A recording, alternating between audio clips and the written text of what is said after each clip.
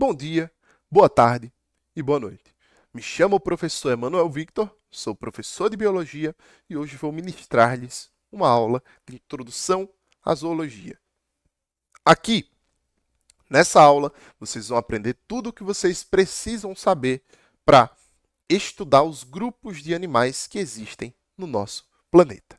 Bom, antes de começar, de dar prosseguimento ao estudo da zoologia, essa parte introdutória, a gente precisa saber o que é zoologia, o que significa o termo zoologia. Gente, zoologia nada mais é que o estudo dos animais. O termo zoologia, ele é um termo que é derivado do grego, tá? E o termo zoon significa animal.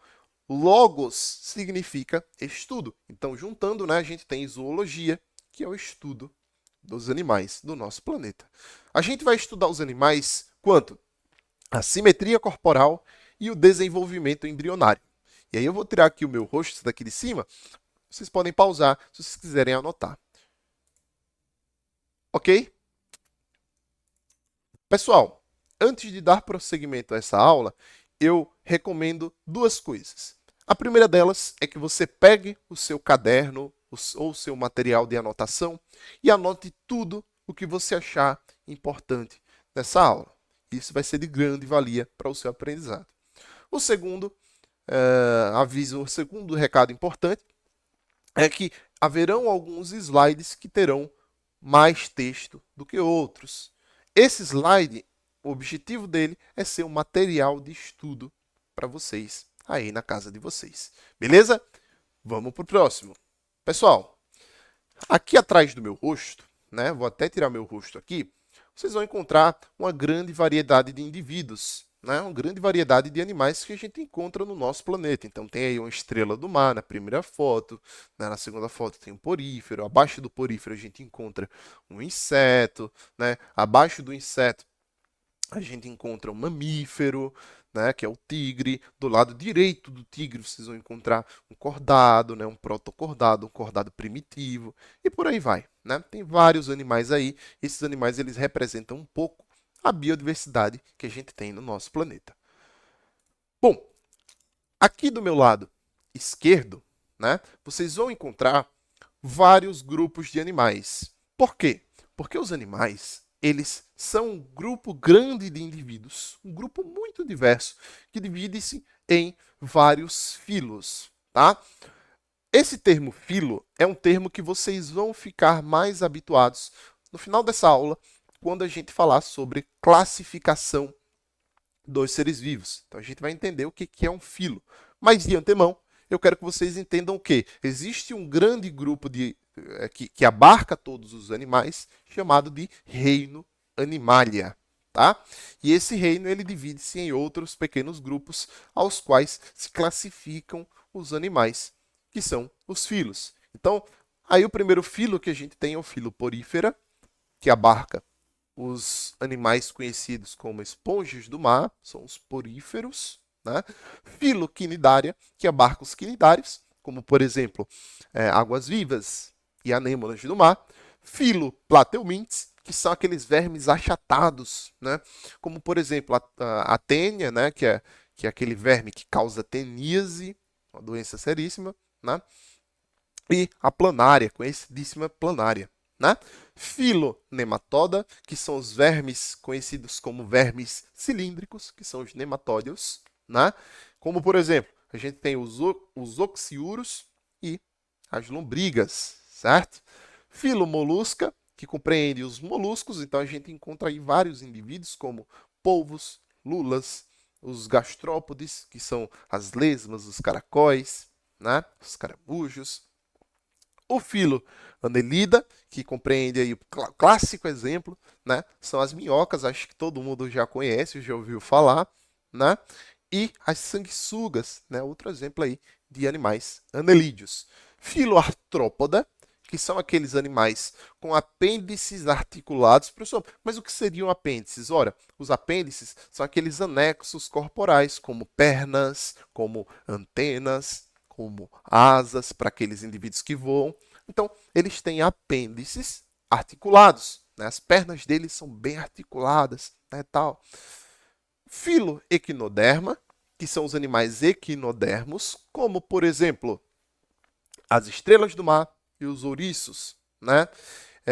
E filocordata, que compreende todos os indivíduos cordados. E o que são cordados, então, professor? São aqueles indivíduos que, em alguma fase da vida, possuem notocorda. A gente vai ver com mais detalhes na aula de cordados. Vamos lá. Gente, aqui eu vou tirar a minha câmera para que vocês possam observar esse slide, tirar um print se vocês quiserem, ou anotar aí, né? E aí eu já vou voltar aqui, certo? Bom, os animais, eles são classificados em dois tipos de simetria. A simetria bilateral, que é quando a gente pode dividir aquele animal em duas partes, né? Quando você pode traçar uma linha naquele animal que vai dividi-lo, pelo menos morfologicamente, em duas partes semelhantes. Por exemplo, a gente tem aqui no nosso primeiro exemplo a planária, né? A planária, ela é um indivíduo com simetria bilateral, porque se a gente traçar uma linha ali no centro do corpo do animal, a gente consegue dividi-lo em duas partes iguais. Aqui a gente tem também um siri, né? Um sirizinho. E esse siri a gente divide aí ele em duas partes. Aqui por último a gente tem um ser humano, que é outro exemplo de indivíduo que possui simetria bilateral. Professor, fala outros exemplos aí. Bom, uma vaca, a gente pode dividi-la em duas partes. Um inseto, um besouro, a gente pode dividi-lo em duas partes. Né? Uma baleia, um tubarão, todos esses indivíduos a gente consegue dividir em dois planos. Ok? Vamos aqui para o lado. E aí a gente vai ver a outra classificação, que é a simetria radial. Gente, a simetria radial são aqueles indivíduos em que a gente pode traçar vários planos, né?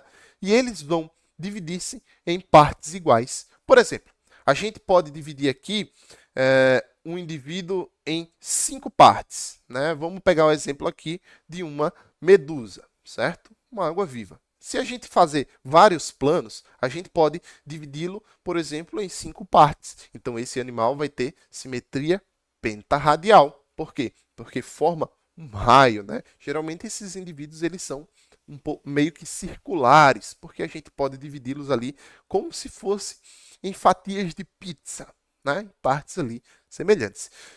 E, gente, existem também os indivíduos assimétricos, que são aqueles indivíduos que não dá nem para você dividir numa simetria bilateral, nem numa simetria radial, porque eles não possuem simetria corporal bem definida.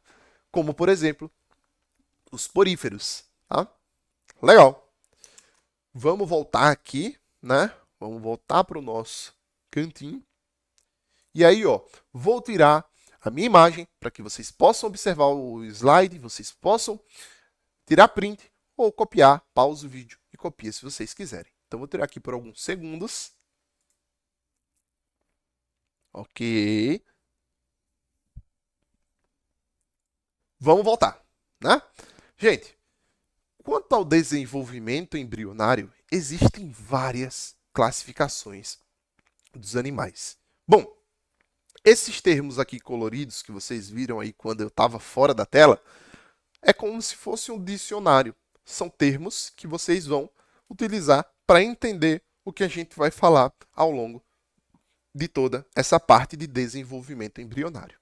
Professor, mas então o que seria o desenvolvimento embrionário? Pessoal, desenvolvimento embrionário é o nome que a gente dá ao processo de formação de um indivíduo logo após a fecundação. Vamos pegar aqui um exemplo. Né? Você tem um galo e uma galinha. E aí eles copulam e trocam seus gametas. O galo consegue fecundar a galinha. Com o passar do tempo, a galinha ela vai desenvolver um ovo, uma estrutura com casca, né, uma casca rígida, vai desenvolver um ovo e vai pôr esse ovo em algum lugar. Ela vai ficar em cima do ovo chocando e todo aquele tempo que o indivíduo estava lá dentro do ovo até o momento que ele eclode, que o ovo ele se rompe, ele rompe a casca do ovo e vem a vida, começa a ciscar no chão, começa a comer aqueles restos de coisas que ele encontra ali no chão, né? Todo aquele período que a galinha põe o ovo até o período que esse ovo eclode é o período de desenvolvimento embrionário, certo? Bom, o desenvolvimento embrionário ele é dividido em várias partes, tá? E aqui embaixo de mim, vocês vão encontrar essas fases do desenvolvimento embrionário até a fase de gástrula, que é o que a gente precisa para entender como acontece o desenvolvimento embrionário nos animais. Bom, vamos passar aqui para o próximo slide para entender melhor isso aqui. Gente, novamente, eu vou tirar aqui o meu rosto e aí vocês vão pausar o vídeo, tirar um print ou escrever se vocês preferirem. Eu recomendo que vocês escrevam, né? Porque quando a gente tira aquele print, a gente acaba deixando aquele print, aquela imagem morrer para sempre no fundo da memória dos nossos dispositivos. Então, ok? Estão aí observando. Vamos voltar aí, né? Como mágica, a gente voltou. Deixa só eu me ajustar um pouquinho aqui, né? Eu vou colocar aqui em cima desse texto, porque não vamos usar. Vamos explicar aqui, né? Ao vivo, né? Bom, gente, essa primeira fase que vocês estão observando aí na tela de vocês é o zigoto. O zigoto, pessoal, nada mais é do que uma célula que se forma logo após a fecundação dos gametas dos indivíduos. Então, vamos pegar aqui o exemplo do ser humano, tá? Então, foi lá, dois indivíduos copularam, eles uniram seus gametas, o processo que a gente conhece como fecundação, e depois da união dos gametas, formou-se um zigoto. Esse zigoto, pessoal, ele começa a sofrer o que a gente chama de clivagens sucessivas, que para quem viu o dicionário do slide anterior, clivagem nada mais é que a divisão das células. Então, ó, clivagens sucessivas, era uma célula, tornou-se duas, era duas, agora tornou-se quatro, era quatro, tornou-se 8, de 8 para 16, 16, 32. Então, vai esse crescimento aí, né, exponencial, até que chega um momento que a gente tem um indivíduo, a gente tem ali um conjunto, um arranjo de células conhecido como mórula. Pessoal, a mórula é essa estrutura que vocês estão vendo aí na tela, né? Cada redondinho desse, cada círculozinho desse é uma célula e a gente chama essa célula de blastômero, ok? Essas células da mórula, né, elas continuam seus processos de divisão, de clivagem, e elas migram para as bordas da célula, do indivíduo, esse emaranhado de células. E aí forma o que a gente chama de cavidade central, forma a cavidade ali no centro daquele indivíduo que está se formando. Bom, a fase de blástula é quando essa cavidade está muito bem definida. Então aqui vocês veem uma migração muito bem feitinha das células para as partes periféricas do emaranhado aqui do indivíduo, né? E uma cavidade central muito bem formada. Bom, essa blástula, ela vai se achatando. Tá aqui redondinha, ela vai começando a se achatar até que ela se dobra, e essa dobra, ela vai ser crucial para que a gente passe de fase para a fase de gástrula. Mas antes, né, a gente tem a dobra da blástula, surgimento de um novo tecido. Lembrando, pessoal, o que é um tecido? Um tecido é um conjunto de células, certo? E aí a gente tem aqui um tecido, né, só um, na fase de blástula, né, que é esse tecido amarelo. E aqui, nesse momento, vocês já observam que surgiu um novo tecido. Esse tecido roxo aqui, outro conjunto de células que vai desempenhar outra função lá no futuro. E aí, na fase de gástrula, a gente tem mais um tecido formado. Então, a gente tem 3 tecidos aqui nesse nosso exemplo. Perfeito? Aqui, ó, abaixo, né, na fase de gástrula, certo? A gente vai ter esses 3 tecidos que eu falei. Esse amarelinho aqui que vocês estão vendo é o que a gente chama de ectoderme. Ectoderme, né?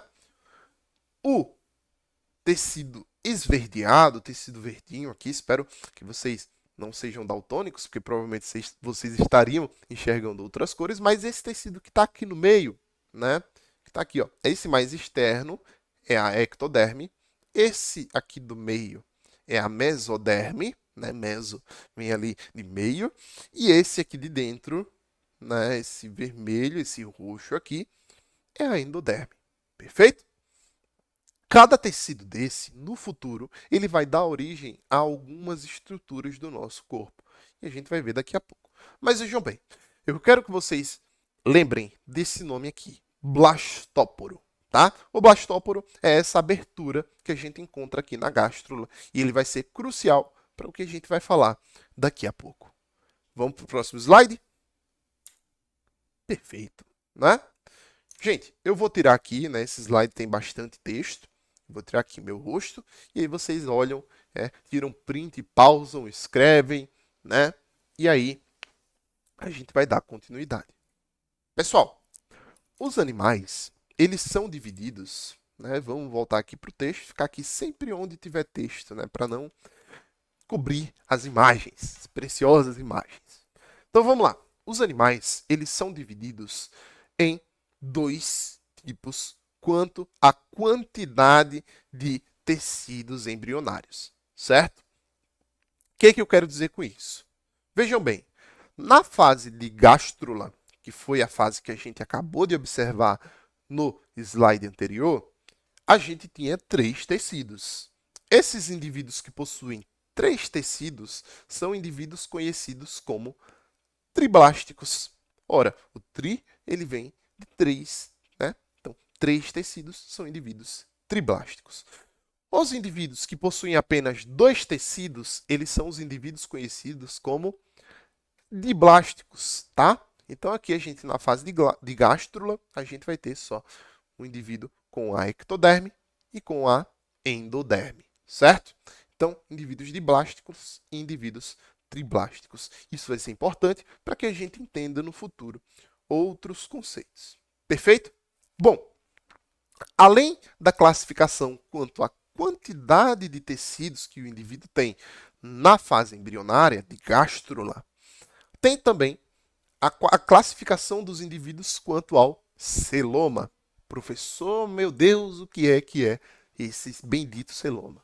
Vejam bem, vamos pegar o exemplo desse indivíduo aqui, que é um indivíduo celomado, tá? Isso aqui é a fase de gástrula, igualzinho ao que a gente viu no slide anterior, certo?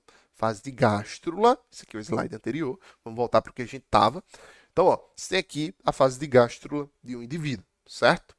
Essa parte de fora vocês já viram que se chama ectoderme. Essa parte verde, né, essa parte do meio, se chama mesoderme. E essa parte interna, né, essa parte roxa, meio rosa, se chama endoderme. Só que eu não falei dessa parte aqui branca. Gente, essa parte branca que vocês estão vendo é o que a gente chama de celoma, certo? E aí os indivíduos triblásticos, eles são classificados em 3 tipos quanto ao celoma, tá? Então, ó, a gente tem os indivíduos acelomados, que são os indivíduos que não possuem celoma. Lembrando, celoma é só essa parte branquinha aqui, ó. Não tem celoma, né? Os indivíduos acelomados, eles não têm celoma.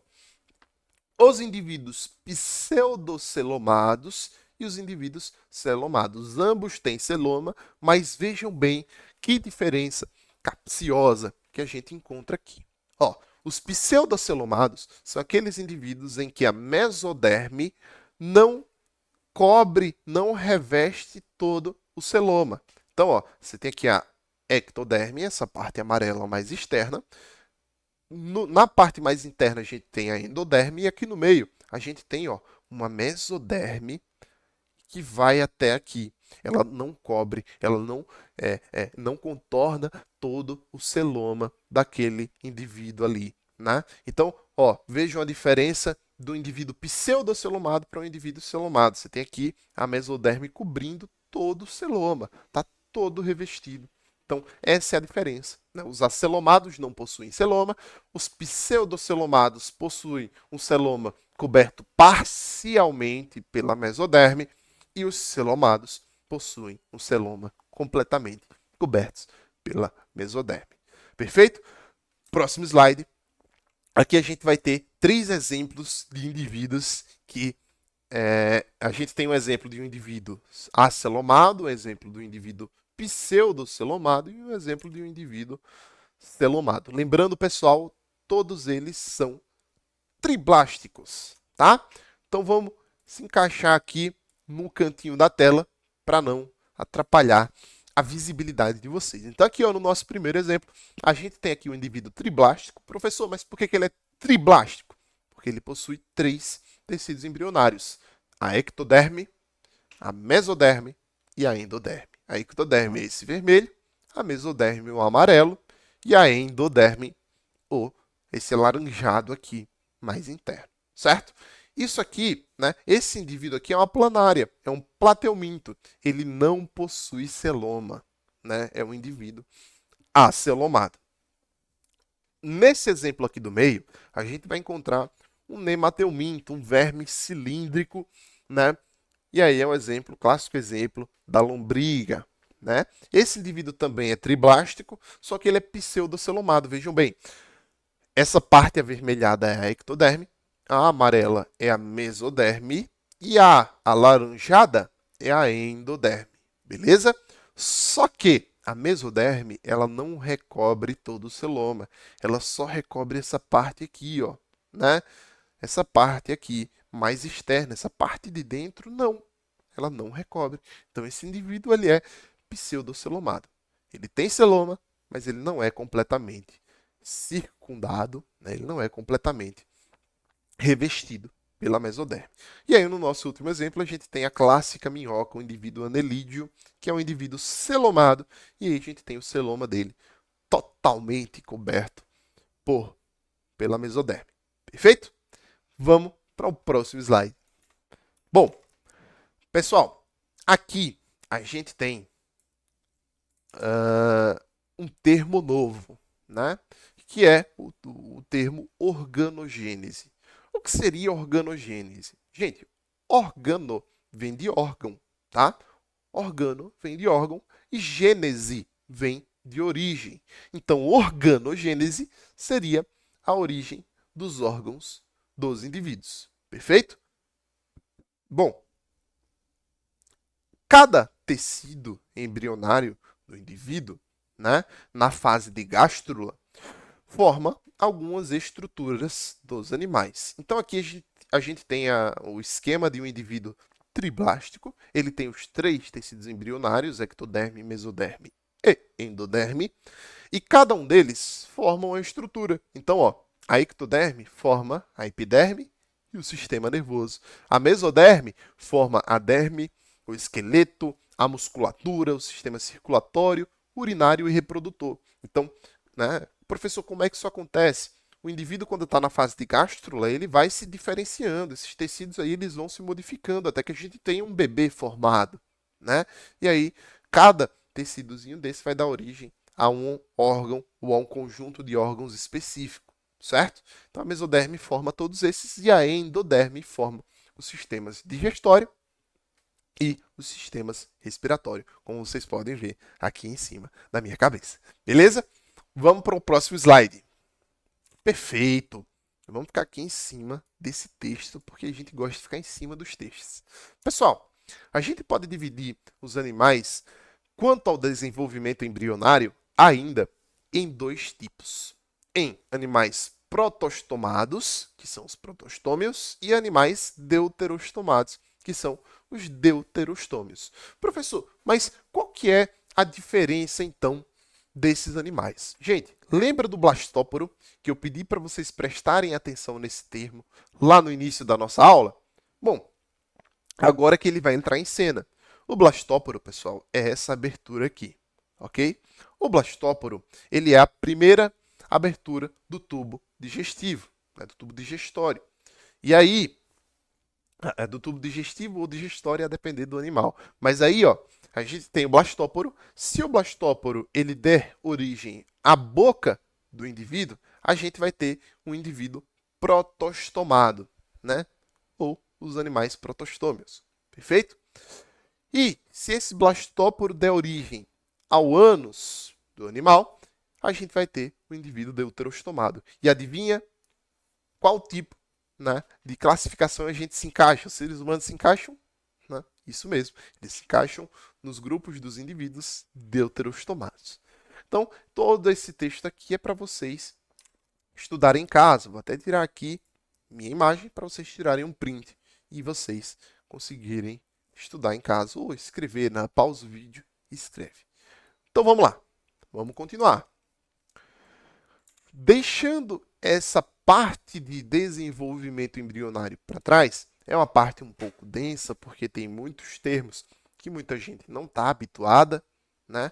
Mas aí é questão de costume, é questão de vocês vão se adaptando aí com todos esses termos, beleza? Então, ó, os animais, eles são classificados quanto à segmentação corporal. Por exemplo, os animais que são segmentados, que têm segmentação, que seria segmentação corporal, então, professor? São aqueles animais que têm o corpo dividido em várias partes, em segmentos. Então, os animais que não possuem o corpo divididos em segmentos são os animais ametamerizados. E os animais que possuem divisão corporal são os animais metamerizados. Professor, mas por que recebe esse nome esquisito? Né? Ametamerizado, metamerizado. Ora, porque metamero é o nome que a gente dá ao segmento do corpo do animal. Aqueles animais que não possuem metâmeros são ametamerizados. Esse A, ele nos remete a uma negação. Então, são animais que não, né, que há metamerizados, que não possuem metâmeros. Perfeito? E a gente tem aqui alguns exemplos. Né? Os poríferos, quinidários, plateumintos, nemateumintos, moluscos e equinodermos são animais que não possuem divisões corporais, são animais ametamerizados. E os metamerizados, a gente tem aqui os animais que possuem segmentação homônoma e segmentação heterônoma. Os animais com segmentação homônoma são aqueles que possuem segmentos semelhantes, como, por exemplo, os anelídeos, né, as minhocas.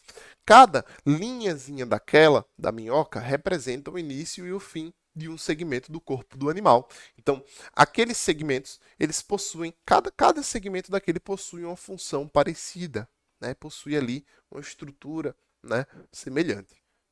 Na segmentação heterônoma, a gente tem indivíduos com segmentos diferentes. Então, aqui a gente tem o exemplo de uma aranha, né? E a aranha, ela tem duas divisões principais do corpo dela. O cefalotórax, que é essa parte aqui da cabeça e do tórax, e o abdômen, que é onde ela produz a teia, né? Para aquelas aranhas que têm teia, que produzem teia. Então, a gente tem aqui cada segmento, cada metâmero desses representa uma função no corpo do animal. Por exemplo, o cefalotórax é a parte do corpo da aranha que vai ter os órgãos sensoriais, né? Que vai ter a base de sustentação das pernas do animal e a parte do abdômen, que é a parte mais visceral, que guardam ali os órgãos da aranha, né, tal. Então, uma parte mais visceral, uma parte mais motora e sensorial. Então, possuem funções diferentes e até o tamanho e a forma é um pouco diferente também. Beleza? Vamos continuar aqui para o próximo slide. Tá? Aqui, gente, eu vou tirar a minha câmera para vocês observarem de novo, tá? E aí vocês anotam se vocês quiserem. Aí eu vou tirar a câmera agora. Beleza? Vocês pausam o vídeo, escrevem ou vocês tiram o famoso print. E eu magicamente aparecerei aqui do outro lado da tela para não atrapalhar o nosso esquema. Gente, existe uma classificação dos seres vivos proposta por Linneu. Linneu foi um cara importantíssimo aí na biologia, né? Em termos de taxonomia, que é o estudo dos táxons, né? A gente vai ver isso daqui a pouco, né? E esse cara, ele propôs uma classificação dos seres vivos, né? Ele dividiu os seres vivos em reino, filo, classe, ordem, família, gênero e espécie. Eu costumo dizer que dá para a gente formar uma sigla, que é o tal do reficofage, para facilitar lembrar desses nomes. E aqui, pessoal, a gente vai entender melhor o que é que significa aquele filo, filoporífera, filoquinidária, que a gente viu no início da nossa aula. Bom, taxonomia é o estudo dos táxons. Professor, mas o que são os táxons? Os táxons são os níveis de classificação dos indivíduos. Então, aqui, ó, o reino é um táxon, filo é outro táxon, classe é outro táxon, e assim sucessivamente. Então, a gente tem aqui, né, o reino, que é o táxon mais abrangente de todos. Então, os animais, eles pertencem ao reino Animalia, tá? E aí, dentro desse reino, você vai encontrar todos os animais que existem no nosso planeta. O reino, como a gente já viu lá no início, ele é dividido em filos, né? Então, aqui, nesses filos, a gente não vai encontrar todos os animais que existem no planeta, né? A não ser que a gente reúna todos os filos, aí a gente teria um reino. Só que aqui a gente vai ter vários filos. Filoporífera, filoquinidária, filocordata, filoquinoderma, filo dos plateumintos, filomolusca e por aí vai, né? Novamente, cada filo divide-se em diversas classes. Por exemplo, se a gente pega o filo molusca, a gente tem ali dentro daquele filo a classe cefalópoda, a classe biválvia, que são os indivíduos com duas conchas, a classe monoplacófora, né? A classe gastrópoda, que são os indivíduos gastrópodes que possuem ali, né, o tubo gástrico ali na região, mais na região ventral, né, na parte de baixo, né, que a gente chama, uma estrutura que a gente chama de pés, né, dos pés. Então por isso que é gastrópoda. Então a gente tem várias classes, né, e dentro de cada classe a gente encontra várias ordens. Por exemplo, na classe insecta, que é a classe dos animais, insetos, pertencentes ao filo Arthrópoda, a gente encontra várias ordens, como, por exemplo, a ordem Orthoptera, a ordem Coleóptera, que são os besouros, a ordem Diptera, que são as moscas, os mosquitos, né? E dentro dessas ordens a gente encontra várias famílias. Por exemplo, na ordem Coleóptera, dos besouros, a gente encontra a família das joaninhas, né? Que é a família Coccinellidae. E aí, dentro de cada família, a gente encontra várias espécies, certo? Vários gêneros e várias espécies. Perfeito? Então, essa é a classificação dos seres vivos. E aí, a gente vai prosseguir para o próximo slide. Beleza? Vamos lá? Ok, perfeito. Eu já estou aqui enquadrado no lugar perfeito aqui, né, para não atrapalhar a visibilidade. E aí, gente, os seres vivos, né, eles foram classificados em 5 reinos, né? A primeira classificação que surgiu, né, pelo menos a que se usava até mais recentemente, era a classificação dos 5 reinos. A gente tinha 5 reinos de seres vivos. O reino Monera, que compreende as bactérias e arqueias, o reino Fungi, que compreende os fungos, o reino Protista, que compreende os protistas, né, que são as algas e os protozoários, o reino Plant, que compreende as plantas, e o reino Animalia, que é o que a gente está falando aqui nessa aula. Porém, gente, por semelhanças genéticas e tudo mais, essa classificação dos animais ela foi refeita, foi reformulada, e hoje os animais eles são divididos em 3 domínios, tá? E aí eu vou tirar aqui a minha câmera para vocês observarem melhor.